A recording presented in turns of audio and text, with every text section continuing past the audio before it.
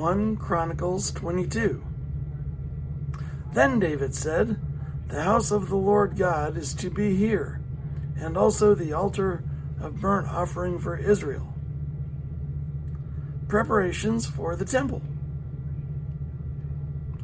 So David gave orders to assemble the foreigners residing in Israel, and from among them he appointed stonecutters to prepare dressed stone for building the house of God.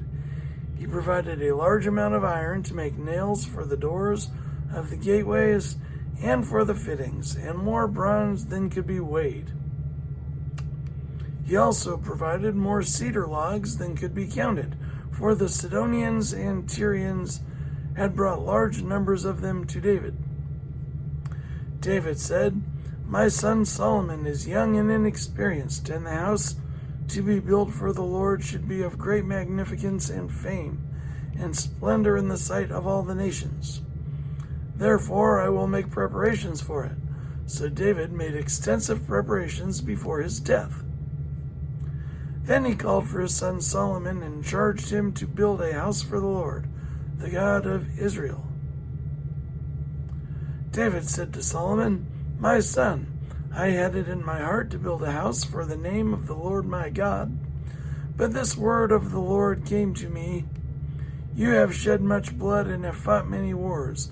You are not to build a house for my name, because you have shed much blood on the earth in my sight. But you will have a son who will be a man of peace and rest, and I will give him rest from all his enemies on every side.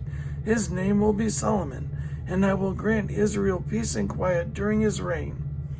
He is the one who will build a house for the name. He will be my son, and I will be his father, and I will establish the throne of his kingdom over Israel forever. Now my son, the Lord be with you, and may you have success, and build the house of the Lord your God, as he said you would. May the Lord give you discretion and understanding when he puts you in command over Israel, so that you may keep the law of the Lord your God. Then you will have success if you are careful to observe the decrees. Then you will have success if you are careful to observe the decrees and laws that the Lord gave Moses for Israel. Be strong and courageous. Do not be afraid or discouraged.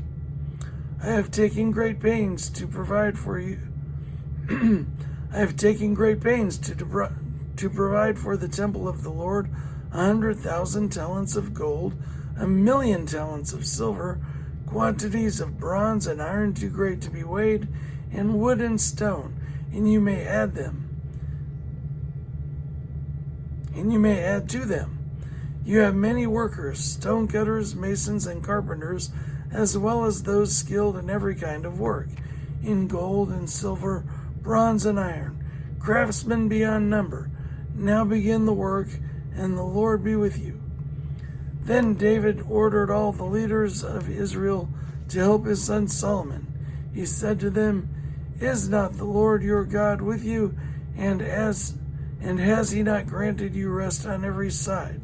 For he has given the inhabitants of the land into my hands, and the land is subject to the Lord and to his people. Now devote your heart and soul to seeking the Lord your God. Begin by building the sanctuary of the Lord God, so that you may bring the ark of the covenant of the Lord and the sacred articles belonging to God into the temple that will be built for the name of the Lord.